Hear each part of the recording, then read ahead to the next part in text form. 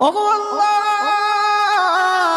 ওগো মালিক, তুমি ছাড়া তো আমাদের আর কেউ নাই, তুমি ছাড়া তো আমার আর কেউ নাই।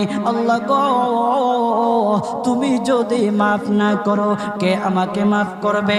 তুমি যদি মাফ না করো কে আমাকে মাফ করবে? তুমি যদি আমাকে মাফ করো তাহলে তোমার কোনো দিকে কমবে না, তুমি যদি আমাকে মাফ না করো তোমার কোনো দিকে বাড়বে না।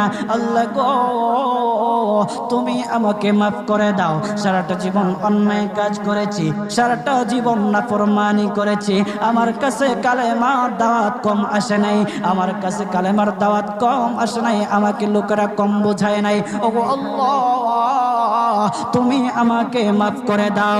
মাফ না করলে কোথায় যাব, কার কাছে যাব? বাবা যখন মারে তখন মার কাছে আশ্রয় নেওয়া যায়, মা যখন প্রহার করে তখন বাবার কাছে